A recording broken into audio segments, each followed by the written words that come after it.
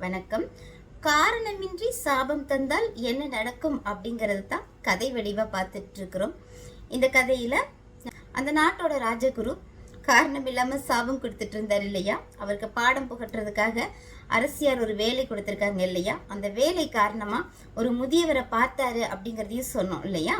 சரி, இந்த முதியவர் இப்ப சொல்றாரு, சுமார் 100-150 வருஷங்களுக்கு முன்னாடி இந்த அரண்மனை ஜெகஜோதியா இருந்துச்சு. இங்க வாழ்ந்துட்டு இருந்த ராஜாவுக்கு ஒரு மகன் இருந்தாரு. அந்த இளவரசன் மிகவும் அழகானவன், பண்பானவன், கம்பீரமானவன், ராஜ தோற்றத்தோட மிடுக்கா இருப்பான். அவனுக்கு பக்கத்து நாட்டு இளவரசியோட திருமணம் பேசி முடிக்கப்பட்டது. அந்த பொண்ணும் ரொம்ப அழகா இருக்கும். அந்த பொண்ணுக்கு திருமண நாள் அன்று, அதாவது நமது இளவரசன் திருமணம் செய்து கொள்ளக்கூடிய அந்த இளவரசிக்கு திருமண நாள் அன்று மிக விலை உயர்ந்த பரிசு பொருள் கொடுக்கணும் அப்படின்னு ஆசைப்பட்டு அந்த இளவரசன் மாறு வேடம் போட்டுக்கொண்டு அந்த பொண்ணுக்கான பரிசு பொருளை தேடி அந்த நாடு ஃபுல்லா போறாரு. அந்த நாட்டுல அவருக்கு விருப்பமான பொருள் எதுவும் இல்லை, அதனால பக்கத்து நாட்டுக்கும் போறாரு. பக்கத்து நாட்டுல போய் அந்த பொண்ணுக்கான பரிசு தேடிட்டு இருக்கும் பொழுது அங்க ஒரு அழகான பொண்ணு, அந்த பொண்ணுக்கு நம்ம இளவரசனை பிடிச்சிடுது. பார்த்த உடனேயே அவரோட தோற்றத்துல மயங்கி இந்த பொண்ணு காதல் வயப்படுறான்.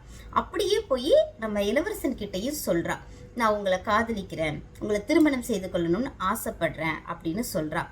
அதற்கு அந்த இளவரசன் அவளை பார்த்து, நான் யார், என்ன, எங்க இருந்து வருகிறேன் எதுவுமே தெரியாம பார்த்த உடனே காதலை சொல்கிறாயே, உன்னுடைய பண்பு இதுதானா? இப்படிப்பட்ட உன்னை என்னுடைய காதலியாக இல்லை, தோழியாக கூட உன்னை ஏற்றுக்கொள்ள மாட்டேன் அப்படின்னு சொல்லிட்டு அங்கிருந்து அவர் கிளம்பிடுறாரு. இந்த பொண்ணுக்கு ரொம்ப வருத்தமாயிடுது அவர் சட்டுன்னு இப்படி சொன்ன உடனே. அப்போ இந்த பொண்ணு அவங்க அப்பா கிட்ட சொல்றா. அவங்க அப்பா யார் தெரியுமா? மிகப்பெரிய மந்திரவாதி. அவங்க அப்பா கிட்ட, இவளும் சாதாரணமானவள் அல்ல, மிகவும் பயங்கரமான பிடிவாதக்காரி. அப்பா கிட்ட அழுது புலம்புறா, எனக்கு அந்த பையன்தான் வேணும், நான் கட்டுனா அவரை தான் கட்டுவேன் அப்படின்னு ஒத்த கல்ல நிக்கிறா. மந்திரவாதியான அப்பா ஒரு மந்திரம் செய்கிறார். இந்த மந்திரம் மிகவும் ஆபத்தானதுதான். அவளுடைய மகளிடம் கேட்கிறார். மகள் எப்படியாவது நான் அவரை திருமணம் செய்து கொள்ளவே வேண்டும் அப்படின்னு சொல்றா. அதுக்காக இந்த மந்திரவாதி ஒரு ஆபத்தான ஒரு மந்திரத்தையும் கையாளுகிறார். அது என்ன அப்படிங்கிறத அடுத்த பதிவுல பார்க்கலாம்.